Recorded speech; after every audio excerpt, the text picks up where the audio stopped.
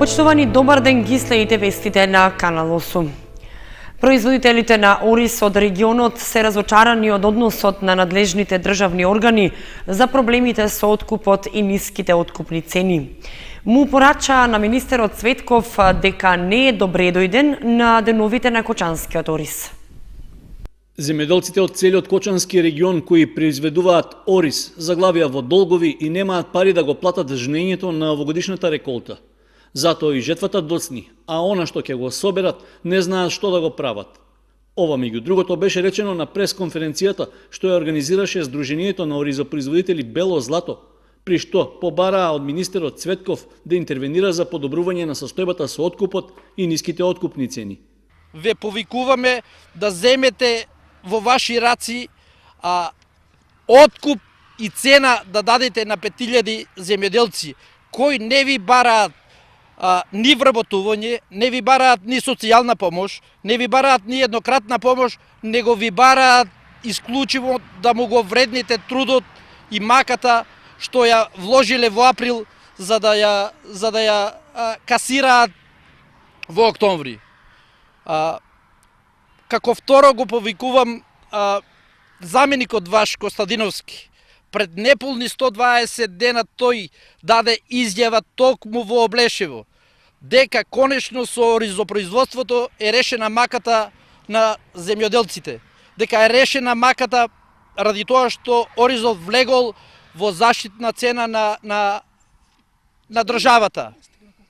Од сето тоа на терен ништо, само празни ветувања и дебели лаги. Од Сдруженијето на оризопроизводители рекоа дека не сакаат да бидат манипулирани, туку да им се каже вистината, дали под вакви услови воопшто има потреба да се сее ориз. Доста манипулации правеа со оризопроизводителите. Еднаш за секој што ја унат за 4 години се бореме, они не најдат решение за оризопроизводителите. Па за тоа ги замолуваме, доста ги манипулира и да стават крај на овие манипулации. Пошто ако не се стави крај на овој хаос тука што дешава, нема зошто да го сееме ориз. Зошто не терат со сила да не сееме? Оризопроизводителите се пожалија дека откупните цени постојано паѓаат, поради што тие се чувствуваат уценети, оти мораат да го продадат оризот по срамни цени. Иако им било ветувано дека ќе има долна граница под која не смее да се откупува килограм арпа и бел ориз. Стана 25 бел со 13-12, па еве ако не грешам со луѓето што земале и 9 денари од килограм арпа. Тоа е срамота која производната цена чини 14 динара, која самиот министер земјоделие каже дека производна цена чини 14 динара. Еве гледаме и површините сами дека немат пари да ги соберат површините. Тоа е до таму е стасан земјоделецот кој произведува храна за луѓето, односно граѓаните на Република Македонија. Министерот нека стави прст на глава и нека мисли што понатаму. Земјоделците се исплашени за својата екзистенција поради неплатените огромни долгови за струја и други давачки. Во колку не се сега моментално они соберат или си прочитат некои работи кои што треба да го оценат дали земјоделецот е потрошен материјал или земјоделецот е господ за нив, ние излеваме, во колку они тоа не го одговорат, ние радикално ќе излеземе на патот.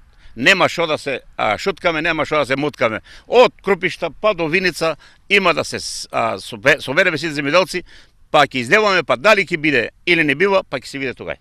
На крајот од пресконференцијата земјоделците му порачаа на министерот Цветков дека не е добре дојден во Кочани, додека не се разрешат натрупаните проблеми. Министерот го повикуваме на деновет на Кочанскиот ориз, на промоцијата, да не присуствува, бидејќи од него се трпат големи штети во оризопроизводството. Инаку, за впонеделник е закажана средба во Министерството за земјоделство во Скопје меѓу министерот и оризопроизводителите, за која земјоделците велат дека е последна надеж да се преземат мерки за подобрување на нивната состојба.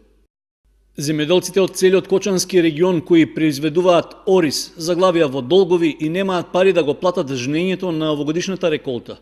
Затоа и жетвата доцни, а она што ќе го соберат не знаат што да го прават. Ова меѓу другото беше речено на пресконференцијата што ја организираше Сдруженијето на оризопроизводители Бело Злато, при што побараа од министерот Цветков да интервенира за подобрување на состојбата со откупот и ниските откупни цени.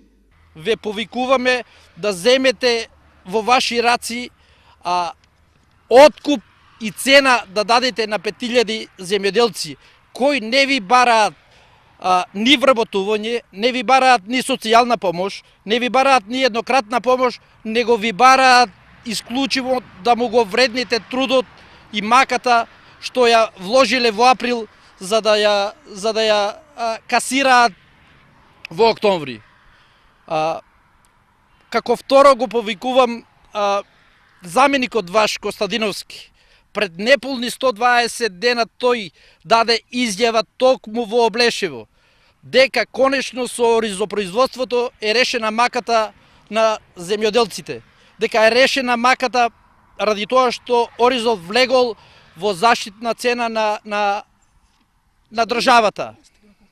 Од сето тоа на терен ништо, само празни ветувања и дебели лаги.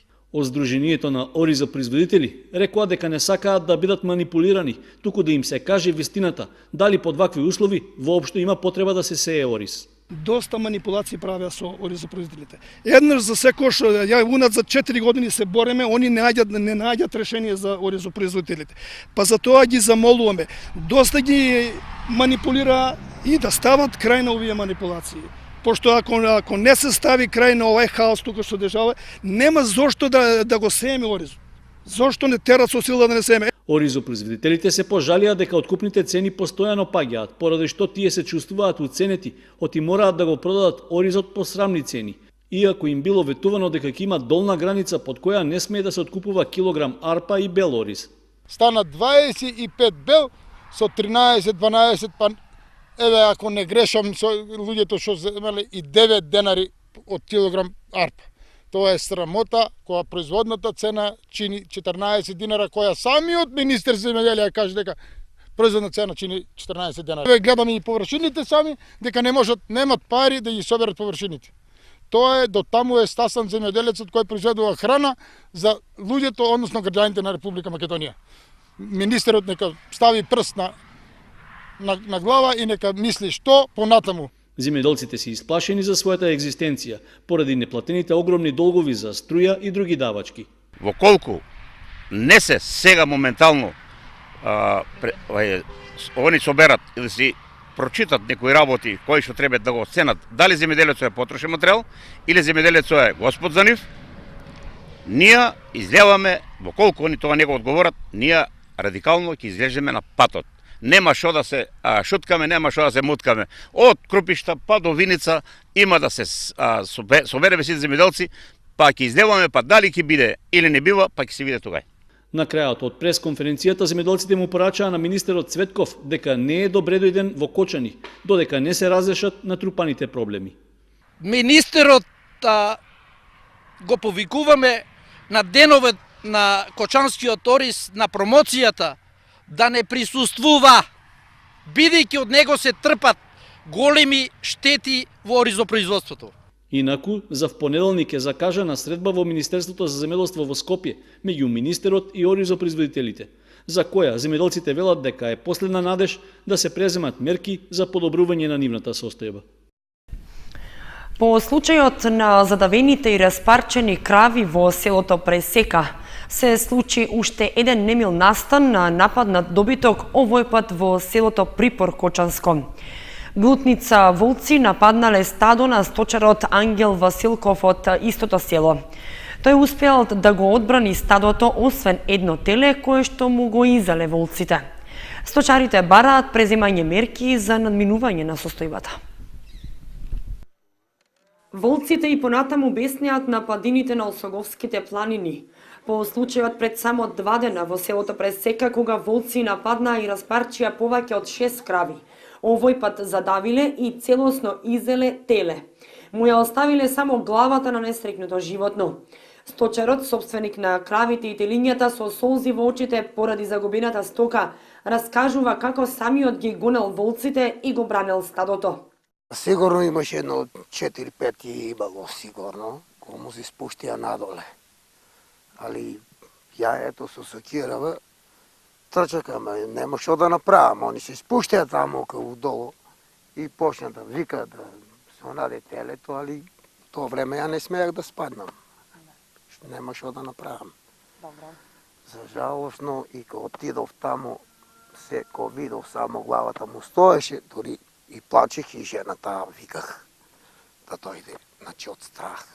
Кравите се трча, ја трчав по нив натаму и телето почна да рика надоле низ тоа гаверето, низ тоа шумата и таму удолу доле. Не смеах да спаднам доле у тоа долу таму, не знам што може да биде, може и мене да ме онадат, да ме изеде. И така, после сабалето, кога отидов, само една глава најдов, таму друго ништо тоа. Оно е све изедено.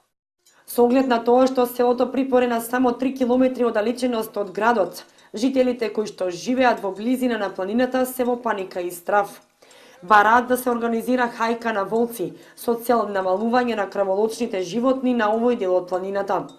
Ова не е прв пат да му биде нападната стоката на сточерот Василков. Пред една недела, исто едно ме снема теле, тражив, не можех ништо да намам трак, а сигурно дека е и волк. Ето ја како што слушнам таму и по пресека се е десило, ето сега и кај мене се тоа деси, таму не знам. Би требало нешто чари да се тражи, да се види некоја хајка, нешто. Во последно време волците се намножија. Сточарите коментираат дека има повеќе фамилии и ја пустошат планината, односно напаѓаат на се што се движи. Во потрага по храна се приближуваат кон селата и чекаат погодна можност да го нападнат добитокот. Велат сточарите, кои што секојдневно се низ планината и забележуваат повеќе глутници и нивни траги на сите страни.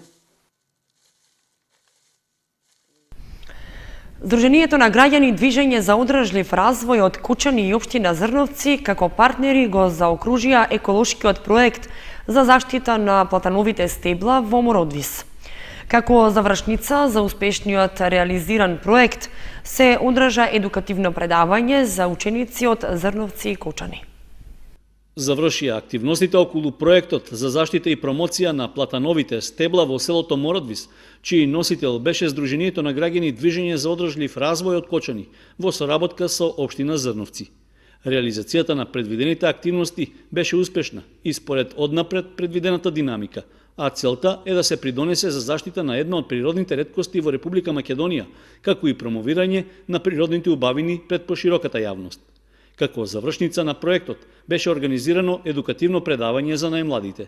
Овде денес сме присутни покрај најстарите стебла во овој регион со една мала група на ученици од општина Кочани и општина Зрновци со цел да се запознаат со оваа природна реткост во нашиот реон, односно во село Мородвис, и да ги покажат нивните знаења во делот на зачувувањето на природата. Проектот за заштита на платановите стебла траеше една година, при што се одвиваше во неколку фази, во кои се изработи елаборат, по кој од Министерството за животна средина и просторно планирање беше добиено решение со кое дрвјата повторно се прогласени за природна реткост, согласно Законот за заштита на природата.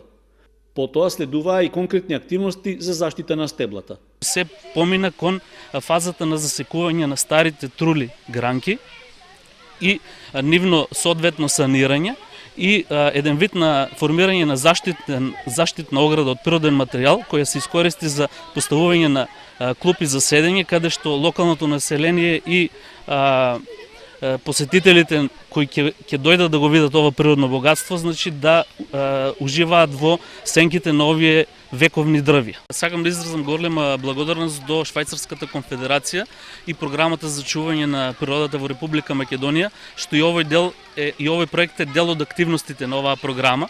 Значи, благодарност и до општина Зрновци и градоначалникот господин Блаже Станков, што е една наша заедничка идеја, успеавме да ја реализираме.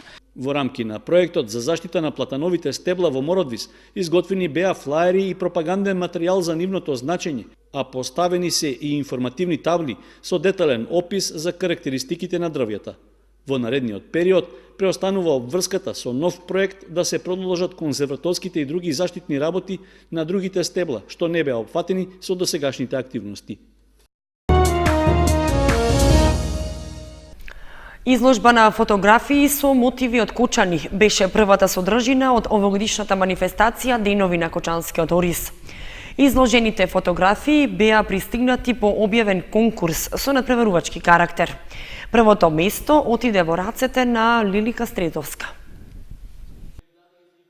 Со изложбата на фотографии со мотиви од Кочани, поставена во изложбениот салон на Центарот за култура Бели Мугри во Кочани, свечено беше отворено 25-то издание на меѓународната стопанско-културна манифестација Денови на Кочанскиот ориз. Изложените фотографии се пристигнати по објавениот конкурс со надпреварувачки карактер. Имено, преку јавен оглас, објавен на веб страницата на Центарот за култура Бели Мугри, беа повикани сите професионалци и аматери од различна возраст и сите кои што го сакаат фотографирањето да учествуваат со своји фотографии од своите приватни колекции.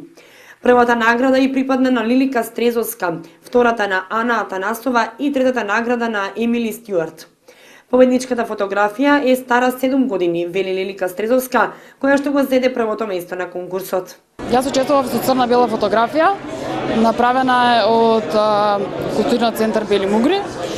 Таа всушност е една од моите први фотографии овде во Кочани. За таа фотографија почнав. Ми поставува потика понатаму за да правам фотографии и се надевам дека ќе учествувам на многу други конкурси.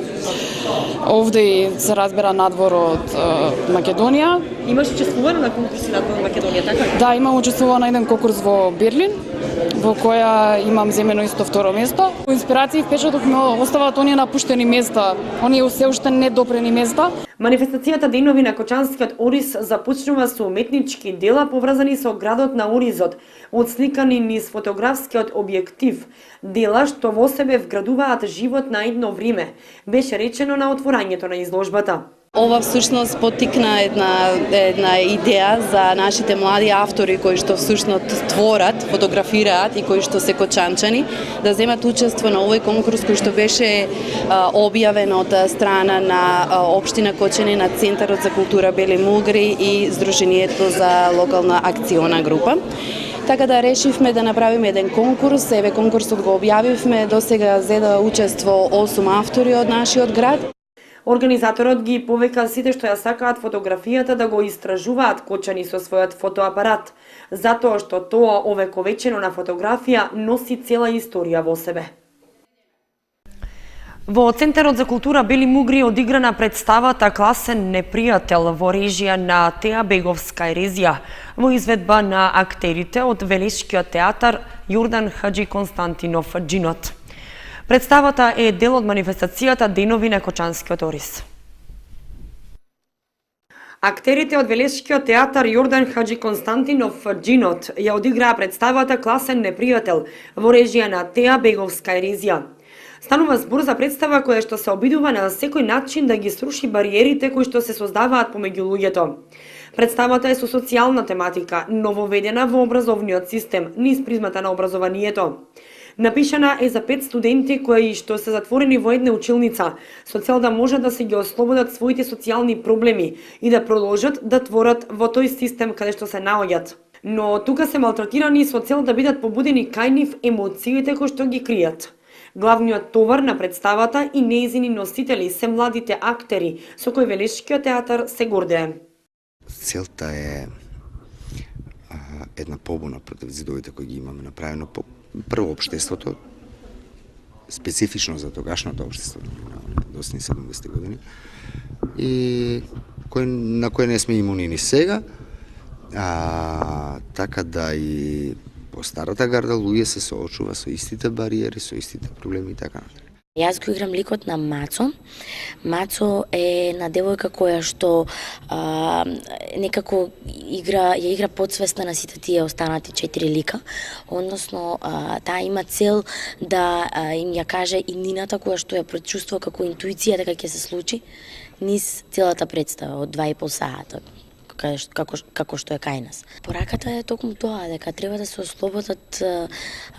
ослободат учениците од стегите на општеството, од притисокот кој што ги притиска, од сето тоа што им се наметнува дека треба да го прават, дека тие не треба да размислуваат со своја глава, дека ние треба сами да ги донесуваме одлуките. Не треба некој друг да ни ги наметне тие работи. Актерите од Велешкиот театар подготвуваат нова детска представа Мачорот во чизми. Пред еден месец беше прикажана премиерата на новата представа Добрата надеж. Во иднина се надеваат на подготовка на нови проекти и предизвици.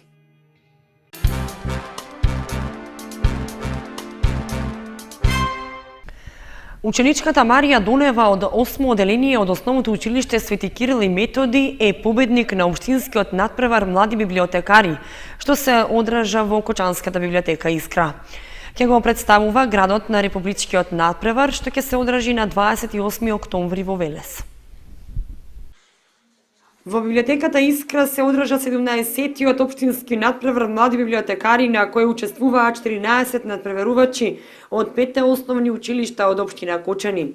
Иницијативата за организирање на надпреварот беше покрената во 2000 година од страна на Библиотекарското здружение на Македонија. Целта на надпреварот е популаризација на библиотечната дејност и приближување на младите до библиотеката, како и создавање навика за читање. Децата има можност да се запознаат со разновидна интересна содржина, почнувајќи од појавата и развојот на писмото, појавата на првата книга отпечатена на македонски јазик, отварањето на првите световни училишта во Македонија. Победник на овогодинешниот надпревар е Марија Донева од Кирил и Методи од 8 триоделение. Победничката освои максимален број на поени, тоа се 100 поени. Второто место го освои Сандра Наумова од Основното училиште Никола Карев, а третото место го освои Ана Ефтимова од исто така од Кирил и Методи во Кочани в 9 оделение. Инаку Кочанската библиотека Искра е вклучена во библиотекарскиот информативен систем на Македонија и го применува електронскиот начин на обработка на книгите. На најуспешните поединци и ментори им беа врачени дипломи и награди во книги, што ги обезбеди библиотеката Искра. Најуспешниот надпреварувач, победник на општинскиот надпревар, ќе представува општина Кочани, библиотеката Искра на републичкиот надпревар на млади библиотекари, што ќе се одржи на 28 октомври оваа година во Велес. Управата за јавни приходи ја продолжува активноста за поголема достапност до граѓаните преку така наречените мобилни даночни шалтери. На крајот од октомври специјализираното возило на управата ќе престојува во општина Зрновци. Управата за јавни приходи има возможува на граѓаните во чии населени места нема соодветни даночни шалтери да ги добијат потребните услуги за подмирување на обврските, без при тоа да доаѓаат во незините регионални канцеларии. Реализирањето на активноста мобилен даночен шалтер, што е можност за поголема достапност до даночните обврзници, продолжува и во текот на овој месец. Едно од трите специјално опремени комбиња во текот на неделава ќе престојува во источниот регион, а в петок на 28 октомври ќе го посети Зрновци. Возилото ќе биде стационирано пред општинската зграда во периодот од 10 до 15 часот. Граѓаните и фирмите од оваа општина, без да го напуштат местото на живење, ќе можат да ги добијат потребните даночни услуги и информации, да ги достават сите видови даночни пријави, барања и слично, како и да ги подигнат документите што ги издава Управата за јавни приходи. Според календарот за работа на мобилните даночни шалтери, посетите на помалите населени места ќе продолжат и во наредниот период, односно до крајот на годината. Целта на вработените во управата е секој месец да ги посетуваат населените места каде нема постојани даночни канцеларии, како и локации кои дополнително можат да се утврдат во соработка со општините и потребите на локалното население и бизнисот.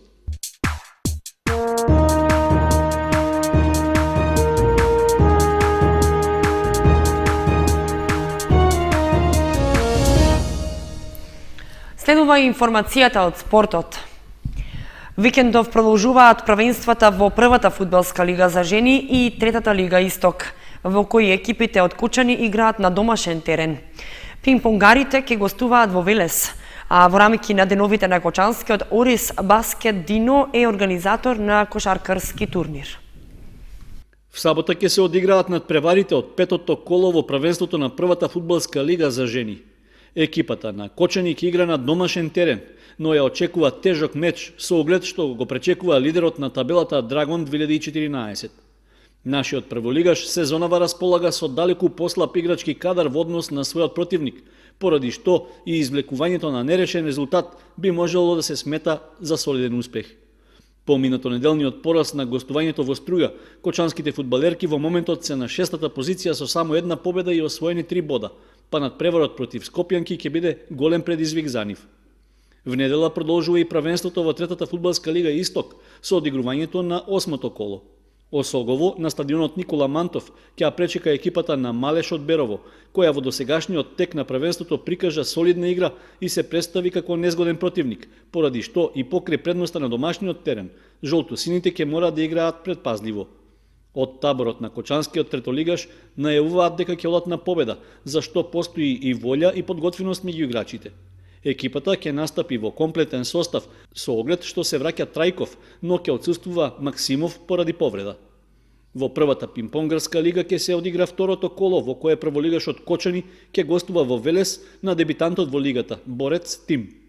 По минатонеделната победа на домашен терен со подобрата поен разлика, нашите пинг-понгари се најдоа на врвот на табелата, а велешани претрпеа пораз на гостувањето во Скопје. Сепак, од екипата на Борец најавуваат дека ќе им пружат силен отпор на гостите од Кочани, па дури очекуваат и победа. Средбата се игра в недела од 11 часот во спортскиот центар Гемиџии во Велес. Викендов во рамки на манифестацијата Денови на Кочанскиот Орис ќе се одигра турнир во кошарка.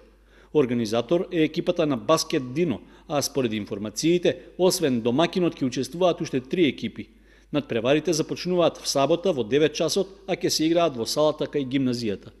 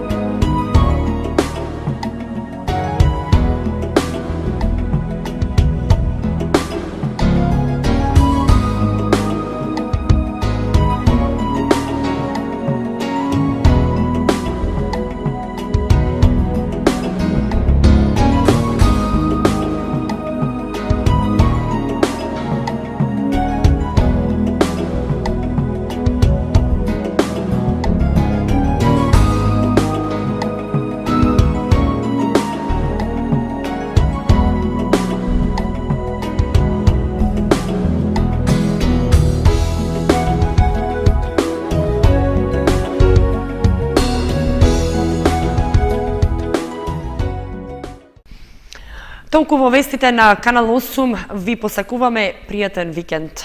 Довидување.